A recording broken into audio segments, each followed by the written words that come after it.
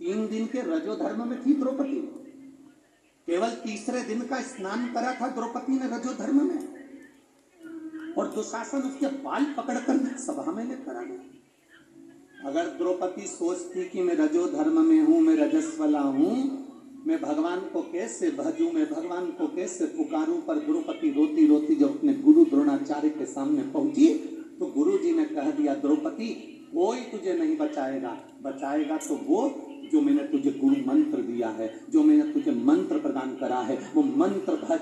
द्रौपदी ने मंत्र का जाप करना प्रारंभ करा, द्रौपदी ने मंत्र पुकारना प्रारंभ करा। अब भगवान कृष्ण उस मंत्र को सुनकर दौड़ आए। अगर द्रौपदी सोचती कि मैं रजस्वला धर्म से हूं, मैं भगवान का नाम नहीं ले सकती, हाँ रजस्वला धर्म में आप मंदिर मत जाओ, रजस्वला धर्म में आप अच्छी जगह पर मत जाओ, रजस्वला धर्म में आप रसोई घर में मत जाओ, रजस्वला धर्म में आप भगवान की चौखट पर कहीं पूजन आराधना हो रही है वहां मत जाओ, रजस्वला धर्म में श्रेष्ठ जगह पर मत जाओ। पर रजस्वला धर्म में भी अगर आप हैं तो भगवान को पुकारने में देरी नहीं कर सकते, भज सकते हो भगवान को, स्मरण कर सकते हो भगवान का नाम, जाप जप सकते हो भगवान का। मृत्यु का समय नहीं, मौत का कोई समय नहीं, तो फिर हम कैसे कह दें, हम कैसे कह दें कि मंदिर जाने का समय यह है, भगवान का भजन सुबेरे 5 बजे करना, भगवान का भजन सुबेरे 4 बजे करना, भगवान का भजन दोपहर में 3 बजे करना, भगवान का भजन रात को। स्वयं रामकृष्ण परमहंस जी से स्वामी विवेकानंद जी ने पूछा, रामकृष्ण परमहंस जी से पूछा, गुरु जी भगवान का भजन, भगवान का नाम कब लेना चाहिए?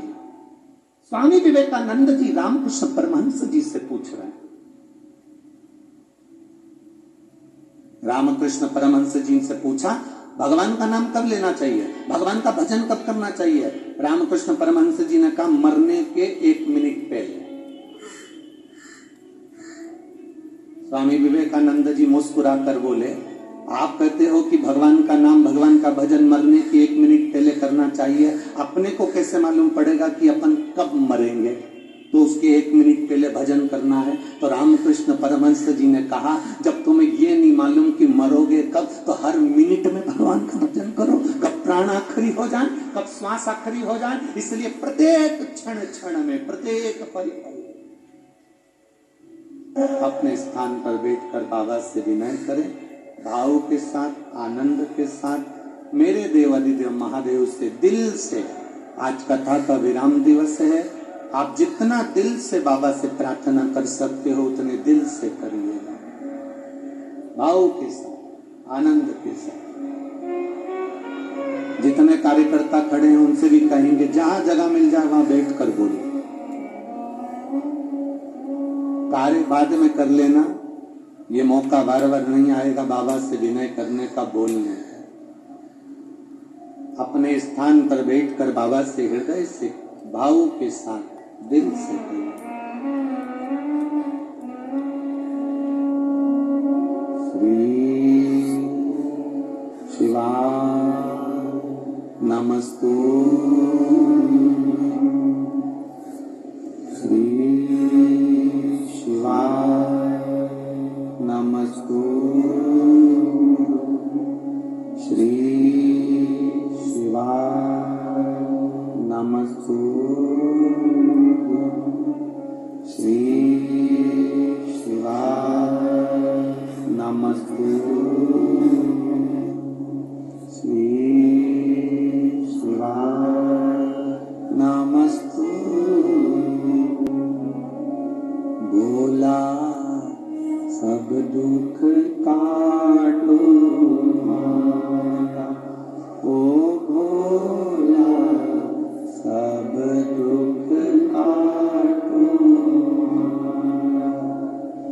शिव शंकर जपो तेरी माला, भोले बाबा जपो तेरी माला, भोला सब दुख काटो मारा, ओ भोला सब दुख काटो मारा।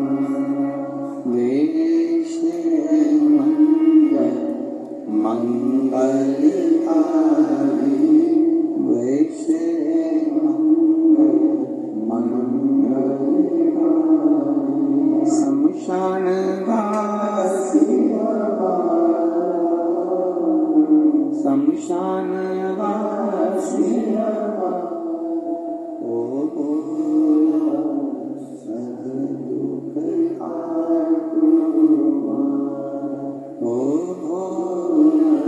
सब दुख कोई तुमसे कहे कि इतनी बजे भगवान को भजना चाहिए, कोई तुमसे कहे कि इतनी बजे मंदिर जाना चाहिए, कोई तुमसे कहे इतनी बजे भगवान पर भक्ति करना चाहिए, भजन करने का कोई समय नहीं, भगवान की भक्ति का कोई समय नहीं है। दुख, तकलीफ, कष्ट, बीमारी, रोग या कोई तकलीफ हमारे पास आती है तो समय देखकर नहीं आती, तो भगवान भी हमारे पास आए तो समय देखकर नहीं आए, जब दुख हो तब मेरा महादेव हमारे पास आए।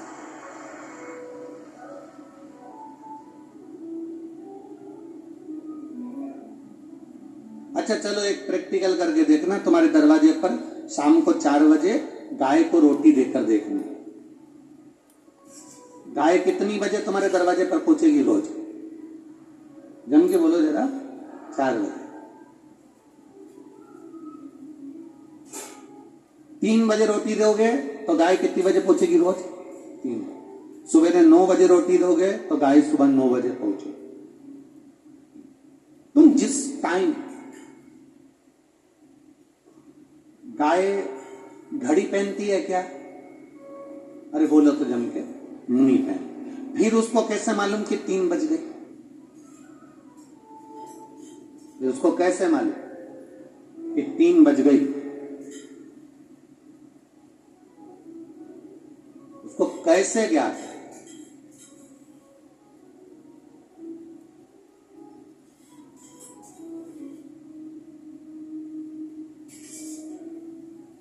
शिव महापुराण की कथा कहती है 33 कोटि देवी देवता गौ माता के शरीर में निवास करते हैं और वो प्रेरणा देते हैं।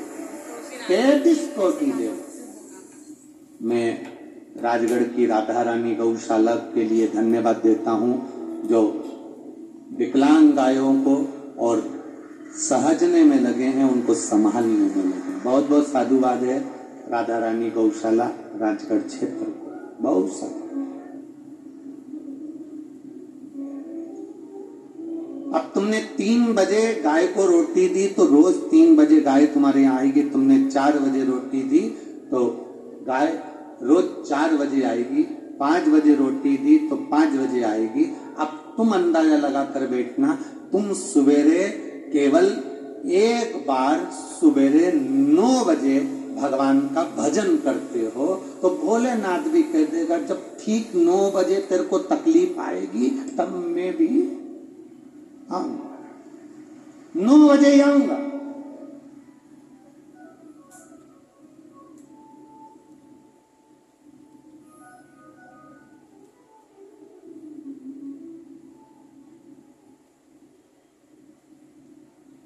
सनातन धर्म में कभी नहीं कहा गया कि तुम हफ्ते में एक बार भगवान के मंदिर जाओ। सनातन धर्म में कभी नहीं कहा गया कि तुम हफ्ते में एक बार भगवान के पास पहुंचो। हमारे सनातन धर्म में नहीं लिखा कि हफ्ते में एक बार आना। हमारे सनातन धर्म में तो लिखा है जब तेरा दिल कर जाए अपने बाप से मिलने पहुंच जाना, पिता से मिलने के लिए आए।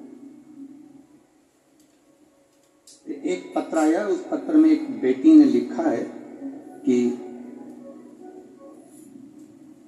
मैं पूजा पारेता, पति श्री शिवराज पारेता, निवासी रंगबाड़ी, वार्ड क्रमांक 8, कोटा राजस्थान की निवासी हूं। कहीं बैठी हो तो हाथ हिला सकती है। अगर कहीं बैठी हो दिखें क्या? हाँ, हाथ हिला दो बहन, ठीक है, दोनों हाथ हिला दो। वार्ड क्रमांक 8, कोटा राजस्थान की निवासी हूं। मैं शिव महिमा का क्या वर्णन करूं गुरुदेव। मेरे गर्भ से 2 बेटियों ने जन्म लिया था। गर्भ में बच्चों को पीलिया होने के कारण बस गर्भ के अंदर ही दोनों बेटियों की तकलीफ हुई। जन्म हुआ, एक बेटी स्वस्थ हुई और एक बेटी जो जुड़वा बच्चे थे उसमें एक बेटी स्वस्थ हुई, एक बेटी उसमें शरीर से विकलांग हुई, पांव से चल नहीं सकती थी, माइंड खराब था, मुंह से बोल नहीं सकती। ये बात है गुरुजी 2016 की। समय आया 2019 में मेरी जो स्वस्थ बेटी थी, जो चलती थी, फिरती थी, बात करती थी, अच्छी रहती थी, सब काम कर लेती थी, वो बेटी अचानक उसको तकलीफ हुई और मेरी वो स्वस्थ बेटी मर गई। अब बची मेरी एक बेटी जो माइंड से विकलांग, पांव से जिंदगी भर चल नहीं सकती, डॉक्टर के हिसाब से वो पलंग पर पड़ी रहती थी, जिसका शरीर काम नहीं करता था, माइंड काम नहीं करता था, डॉक्टर के हिसाब से वो विक्षिप्त थी। डॉक्टर को दिखाया तो उन्होंने कहा इसका कितना भी इलाज करा लो ये चल नहीं पाएगी और ना कभी बैठ पाएगी और ना कभी माइंड से कोई काम कर पाएगी, ना कभी बोल पाएगी। मैं बाबा का क्या गुणगान करूं गुरुदेव। 2021 से आपकी कथा सुन रही हूं, मन करा कि भगवान ने एक बेटी छीन ली और एक दी है तो क्यों ना इतने पत्र महाराज पढ़ते हैं तो बाबा से एक बार मैं भी प्रार्थना करूं। हम कुबेरेश्वर धाम गए, वहां जाके प्रणाम करा, एक रुद्राक्ष लाए, उस बेटी के गले में डाल दिया, एक रुद्राक्ष पानी में डालकर उसको पिलाना चालू करा। मैं कुबेर भंडारी का वर्णन क्या करूं गुरुदेव। बाबा की ऐसी कृपा हो गई, आज मेरी बेटी अपने पांव से चलने लगी और उसका माइंड काम करने लगा। हम उस बेटी को भी साथ में लेकर आए। आइए बेटी साथ में, बाबू आइए, तो खड़ा कर दीजिए उसको थोड़ा सा। हाँ ठीक है, हाथ हिला दो एक बार। हर हर महादेव। बाबा की कृपा का हम क्या गुणगान करें। बैठिए बाबू बैठिए। श्री शिवाय नमस्ते। शिव तत्व इसी को कर।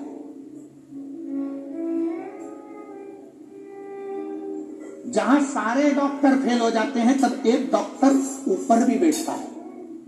एक बैठा है ऑपरेशन करते समय, अंतिम श्वास के समय पर अच्छे से अच्छे हॉस्पिटल के डॉक्टर भी कह देते हैं हमने अपना काम पूरा कर दिया, अब उसके हाथ में है। मतलब डॉक्टर को भी मालूम है कि एक डॉक्टर और है जो कर सकता है।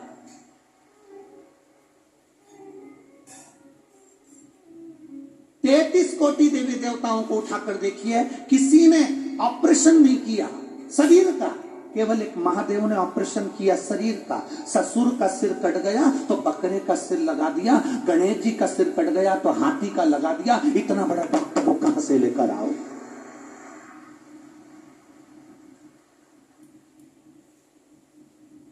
हमारे यहाँ हड्डी जोड़ देते हैं, हमारे यहाँ प्लास्टिक के उसमें लोहे की राड डाल देते हैं, पर जरा विचार करो वो डॉक्टर कितना प्रबल होगा जिसको महामृत्युंजय कहते हैं, जो धड़ पर हाथी का मुख रख सकता है, जो धड़ पर बकरे का मुख रख सकता है, वो डॉक्टर कितना प्रबल होगा।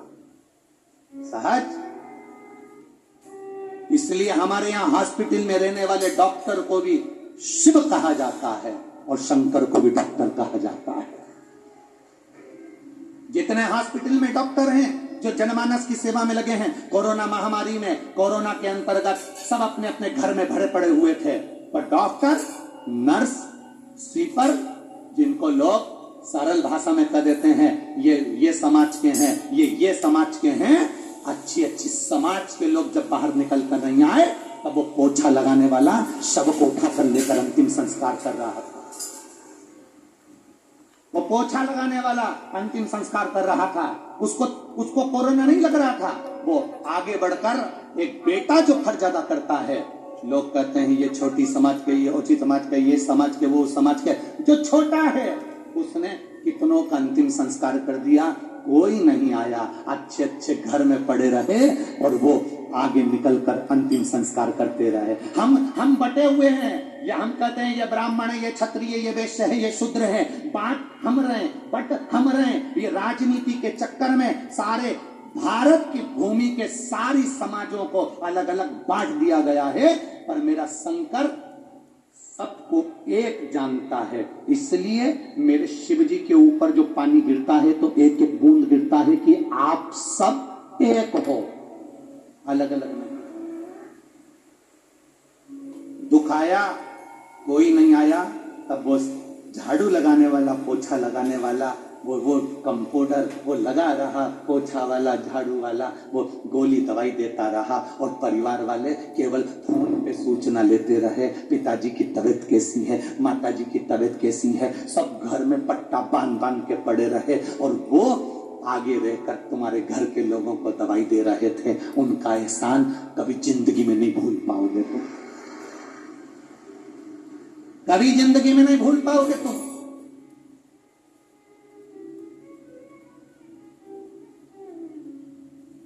और हम जातियों में बट रहे हैं, हम ऊंचे ये नीचा, हम ऊंचे ये नीचा, हम बड़े ये छोटा। रोटी तो उतनी खाते हो, हम बड़े ये छोटा, हम ऊंचे ये नीचा, रोटी तो उतनी खा रहे हो। शरीर में तुम्हारे को जब खून की जरूरत पड़ती है तब लिखकर भेजना कि मैं ब्राह्मण हूं, तो ब्राह्मण का ही खून चढ़ाना रे। मैं क्षत्रिय हूं तो क्षत्रिय का खून चढ़ाना रे।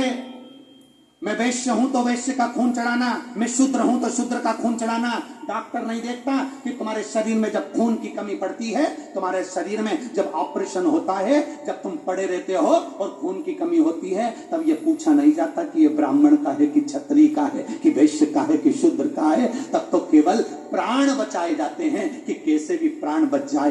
ब्लड किसका है, खून किसका है, बस प्राण बच जाए। तो परमात्मा भी नहीं देखता रहे कि तुम कौन हो, परमात्मा तो ये देखता है कि तुम भजन कैसा कर रहे हो, मुझे पुकार कैसे रहे हो, मुझे भज कैसे रहे हो। भगवान ने कभी नहीं देखा कि तुम सोने के सिंहासन पर भगवान को रखोगे तो भगवान ज्यादा प्रसन्न होगा, तुम ज्यादा डेंटिंग पेंटिंग करके कथा में जाओगे तो भगवान ज्यादा प्रसन्न होगा। भगवान तो नहीं होगा, बेरूलाल हो जाएगा।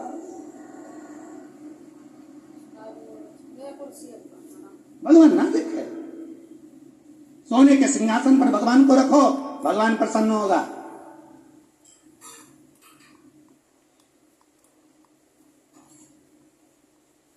रोज 56 भोग खाने को दो, भगवान प्रसन्न होगा। ना ना ना, कभी भगवान से पूछना आप 56 भोग से प्रसन्न होते हो, तो भगवान भी कह देगा अगर 56 भोग से प्रसन्न होता तो द्रौपदी के घर में आधा चावल का दाना झूठा खाने नहीं जाता, विदुरानी के घर पर छिलके खाने नहीं जाता है। मैं तो छिलके भी खा लेता हूं, छिलके। विदुरानी और विदुर नहीं थे घर विदुरायन, विदुर जी नहीं घर में विदुरायन। और विदुरायन से विदुर जी ने कहा था जब भगवान आएंगे ना अपने घर जरूर आएंगे। विदुरायन ने कहा कहां हस्तिनापुर का राज्य, कहां अपना झोपड़ा। विदुर जी ने कहा भगवान झोपड़ा नहीं देखते, भगवान महल नहीं देखते, आएंगे जरूर। तो विदुरायन ने कहा अपने पास तो बैठने के लिए अच्छा सा पलंग भी नहीं है, खटिया भी नहीं है। पलंग तो अब चल गए, उस समय तो खटिया चलती। खटिया जानते हो ना, ये निबाड़ की नहीं, रस्सी वाली खटिया। तो पहले तो खटिया चलती। तो कहा कि अपने यहाँ तो खटिया भी सही नहीं है। एक खटिया है जिसकी रस्सी को चूहे ने कतर दिया, ऊंदरा ने 14 जगह से। अब वो ऊंदरा से कटी हुई खटिया पे भगवान को बिठाएंगे, अच्छा लगेगा। तो फिर उस समय पर विदुर जी ने एक नई खटिया बनवाई, पलंग चंदन की, उसमें चारों तरफ पाटी थी और उसमें पट्टा लगा हुआ था, उसमें निवाड़ लगी हुई थी, रख दी। अब विदुरायन ने सोचा भगवान आएंगे जब बिछाऊंगी। भगवान आ गए, विदुरायन सुध भूल गई, आओ प्रभु बैठो। अब बिछाना थी नई, बिछा दी पुरानी। भगवान से कह रहे ये बैठो ना बाबा, ठाकुर बैठो। द्वारिकाधीश बोले काकी इस पे बैठो। काकी बोली नई बनवाई है। भगवान बोले नई ऐसी है तो पुरानी कैसी है? जिस खटिया की अंदर की रस्सी को ऊंदरा ने, चूहे ने 14 जगह से कतर दिया और रस्सी नीचे ऐसी लटक रही जैसे बंदरवाल नीचे लटक रही। विदुरानी कह रही नई बनवाई है। भगवान मन में सोचे नई ऐसी है तो पुरानी कैसी होगी। विदुरानी फिर बोली बैठो बैठो। भगवान उस लकड़ी की पाटी पर बैठ गए। भगवान को मालूम है अंदर जाऊंगा तो फिर बाहर नहीं आ पाऊंगा, निश्चित है, तो पाटी पर बैठे। विदुरानी बोली हमने नई बनवाई हो, तुम तो ऐसी छुआछूत कर रहे हो, अच्छा लग रहा है, खस को अंदर। अब द्वारिकाधीश सोच रहे तू तो खुद खसकी हुई है और मुझे खसका रही है। अब भगवान सोचे कि मैं बोलूं तो बोलूं। इतने में विदुरानी बोली अभी रुको, मैं तुम्हारे लिए खाने का सामान लाती हूँ। भगवान बोले रहने दे, मेरा तो पेट भर रहा है। बिठाए सी रही है तो खिलाएगी क्या, और डांट अलग रही है। केले लेकर आ गई और आते से बोली अभी तक भी खसका खसक। जो भगवान अंदर खस के बस भगवान पड़े। विदुरानी ने पूछा कैसा लग रहा है? भगवान कहे ऐसा लग रहा है जैसे 100 किलो कपास के गद्दे पे पड़ा, ऐसा लगे। विदुरानी बोली अब मैं तुम्हारे लिए खाने का केला लाई हूं। इतने में भगवान ने सोचा चलो इतनी अकल तो है इसमें कि केला लाई, नहीं तो भाटा उठा लाती, इसका क्या ठिकाना।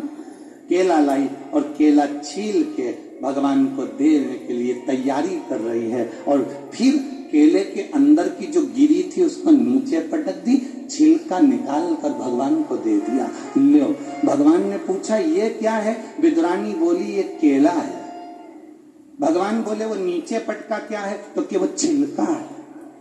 भगवान बोले तुम्हारे यहाँ उल्टा खाते हैं। विदुरानी बोली तो तुम्हारे यहाँ उनसे खाते हैं, खाओ जल्दी केला। पटकती जाए, छिलका छिलका भगवान को देती जाए। भगवान ने विदुरानी से पूछा सारा केला हमको खिला दोगी तो फिर तुम क्या खाओगी? विदुरानी बोली जो नीचे पड़ा है वो हम दोनों खा लो, जो नीचे पड़ा है। अरे भगवान कृपा। दुर्योधन के मेवा त्यागे और साग भी दूर घर खाई, सबसे ऊंची प्रेम। ये प्रेम है हमारा। भगवान नहीं देखता कि तुम्हारा झोपड़ा है, घर है, तुम ब्राह्मण हो, क्षत्रिय हो, वैश्य हो, शूद्र हो, भगवान नहीं देखता। भगवान ये देखता है कि तेरे मुख से भजन कितना हुआ, राम नाम, कृष्ण नाम, शिव नाम तूने जपा कितना। और जात न पूछिए साधु की, पूछ लीजिए ज्ञान। मूल करो तलवार का, पड़ी रहन दो।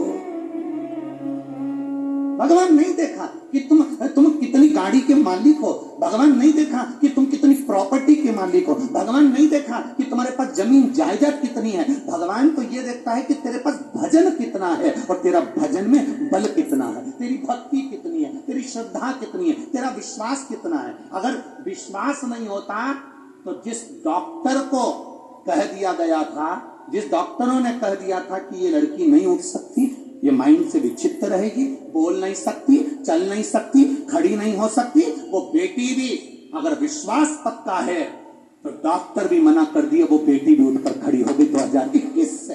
ये शिव तत्व है, ये घड़ी का तत्व है। दुनिया के लोग भले कहें कुबेरेश्वर धाम में क्या है, हम कहते हैं कुछ नहीं, वहां तो कंकर और शंकर है। बस दिल से जाकर झोली पसार कर उससे निवेदन कर कर आओगे, वो देकर ही भेजता है। सहज नहीं शिव, सरलता नहीं।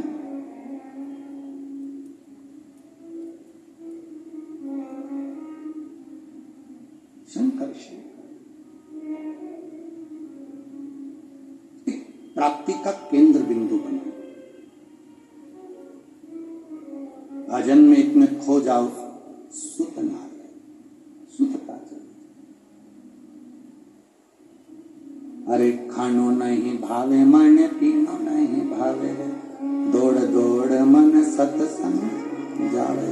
ये चित्त दो दौड़कर भगवान की मंदिर तक, जिस दिन तुम मंदिर ना जाओ उस दिन तुम्हारे मन को लगना चाहिए आज मेरा कोई काम रह गया, ऐसा लग रहा है आज मैं मंदिर नहीं गई ना तो खाली खाली दिख रहा, मंदिर नहीं गई ना तो अच्छा नहीं लग रहा। जो जिसको ऐसा लगता है कि मंदिर नहीं गई जल चढ़ाने तो मेरे को ऐसा लग रहा है मैं खाली, मंदिर नहीं गई ना पानी चढ़ाने भगवान शिव जी को जल चढ़ाने के लिए तो खाली लग रहा, मैं मंदिर नहीं गई ना अच्छा नहीं लग रहा। जिसको ऐसा महसूस होता है कि मंदिर नहीं गई तो अच्छा नहीं लग रहा, उसी तरह भगवान को भी लगता है कि तेरे ऊपर दुख आया तो मुझे अच्छा नहीं लगेगा, मैं आकर स्वयं खड़ा हूं, मैं स्वयं आऊंगा।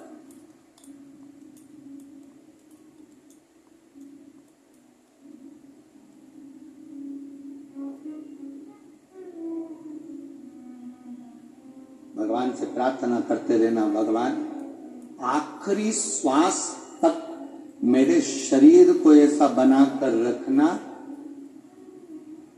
कि मैं अपने कपड़े की बटन खुद लगा लूं, अपने वस्त्र स्वयं पहन लूं, अपना भोजन स्वयं कर लूं और तेरे दरवाजे पर चलकर मैं अपने पांव से आती रहूं मरते दम तक। ऐसा आखिरी श्वास तक, अंतिम श्वास तक तो मुझे ऐसा बना कर।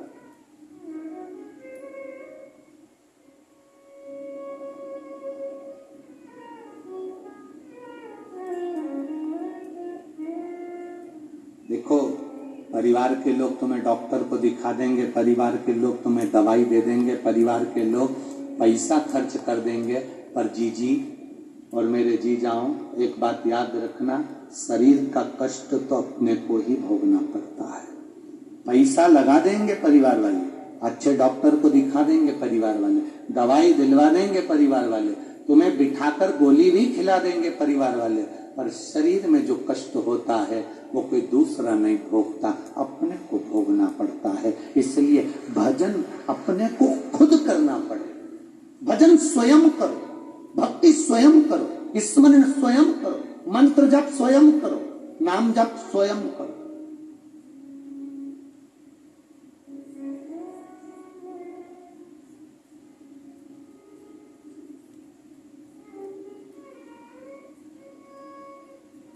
जिसका चित्त भगवान की विरल भक्ति में लग जाता है,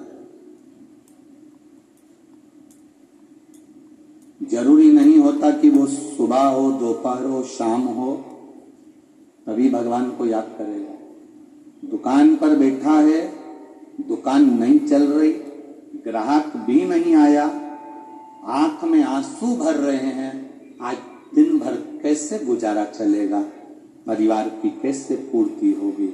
उस समय पर मेरा दुकान पर बैठे हुए एक एक भाई से निवेदन है, उस समय पर रोना नहीं है, दुखी नहीं होना। उस समय पर गादी पर बैठकर श्री शिवाय नमस्तुभ्यम, हम तो आप लोगों से कहते रहे हैं और आज फिर कह रहे हैं।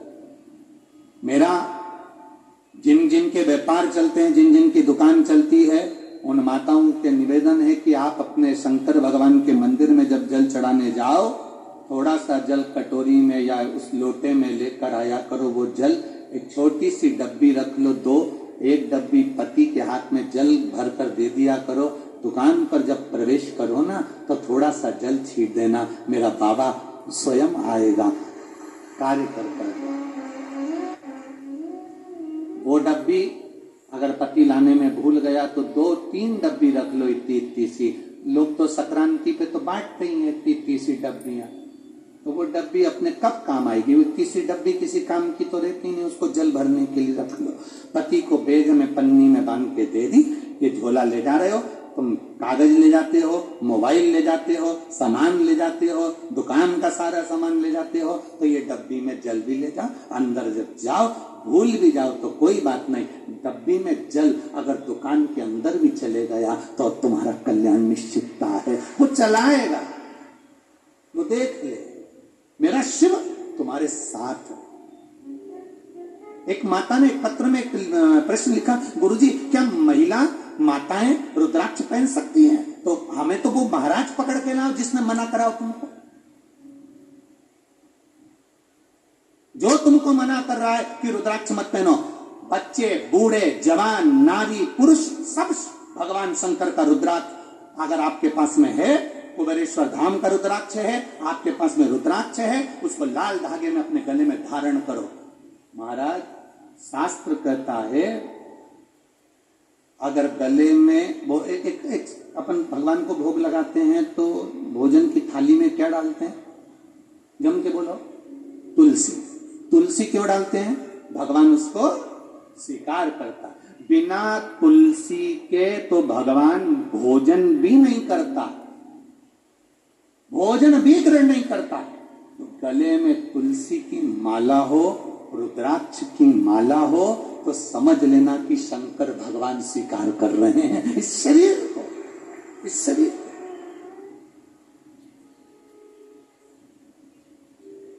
क्या मिलेगा रुद्राक्ष पहनने से? क्या प्राप्त होगा रुद्राक्ष पहनने से? जो पहनते हैं उनको मालूम होगा क्या मिलेगा। मिलने की तो जाने दो। अंत समय प्रभु वचन दिया,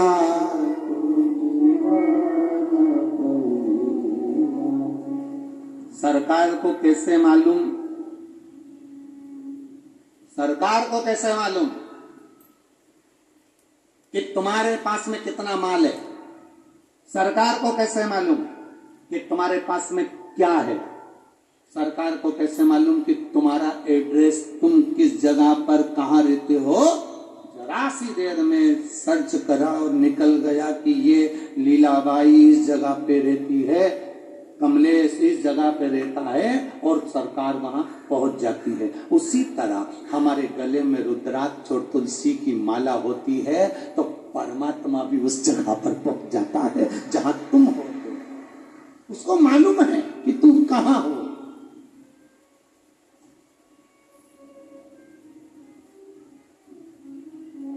उसको मालूम है।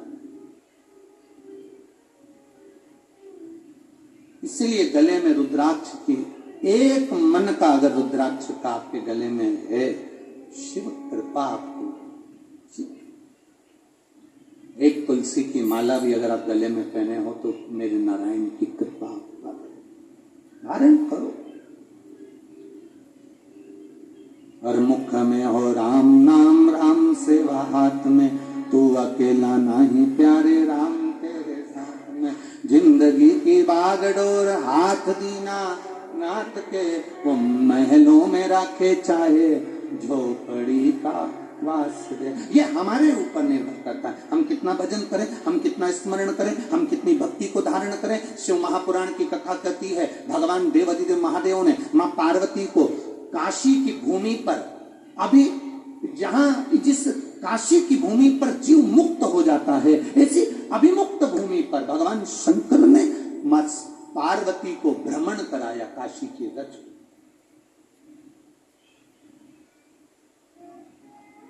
काशी की रथ को भ्रमण करा रहा है मां।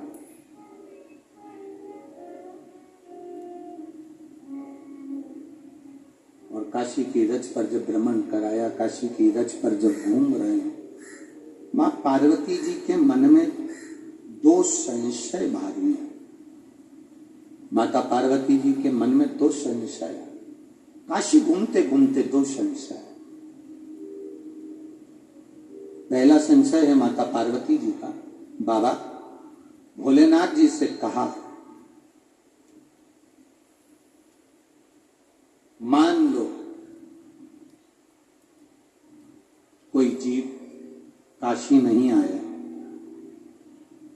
मान लो कोई जीव ने शंकर भगवान का भजन, राम का भजन, भगवान कृष्ण का भजन नहीं करा।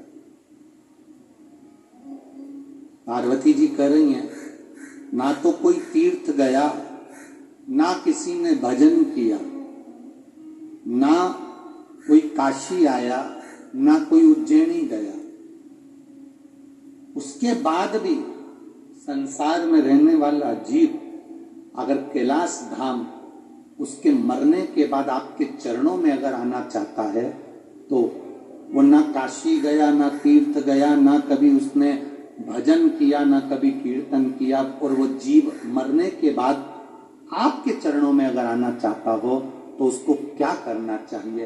शंकर भगवान कहते हैं, पार्वती तुम्हारा ये संवाद, तुम्हारा ये प्रश्न अच्छा है, तुमने बहुत अच्छा प्रश्न किया। अगर कोई तीर्थ ना गया हो, अगर कोई भजन भी ना किया हो, अगर कोई भूलवश काशी भी ना गया हो, शिव महापुराण की कथा कहती है, सुनो पार्वती,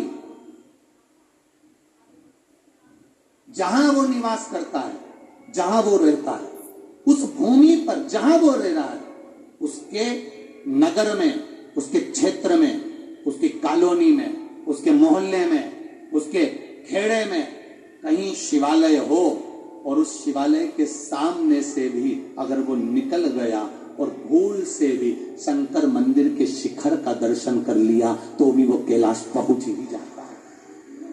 मात्र शिखर दर्शनम सर्व पाप नाशनम। तो पार्वती जी ने पूछा, आखिर शिखर में ऐसा क्या होता है? शिखर में ऐसा क्या है? आप तो मंदिर के अंदर हो, शिखर में ऐसा क्या है कि शंकर भगवान शिखर के दर्शन से भी कैलाश का वास दे देते हैं? शिखर में ऐसा क्या है? तो भगवान शंकर ने कहा, पार्वती दुनिया के लोग नहीं जान सकते, ये संपूर्ण ब्रह्मांड जब जल में डूब जाता है, सारा संसार जब समाप्त हो जाता है, केवल एक पानी का बुलबुला और उस बुलबुले पर केवल एक बिंदु रह जाता है, वो बिंदु ही शिव कहलाता है और उस बिंदु से ही फिर वापिस सृष्टि का निराकरण होता है। ये ब्रह्म कुमारी आश्रम के अंतर्गत आप कभी जाएं तो वो दीदियां आपको बताएंगी, ब्रह्म कुमारी आश्रम के अंतर्गत वो बहनें बताएंगी कि एक बिंदु से सारा संसार है। वो बिंदु कौन? वो बिंदु है मेरा देव अधिदेव महादेव, वो बिंदु है मेरा शिव, उससे सारा संसार फैला हुआ है, सारा संसार।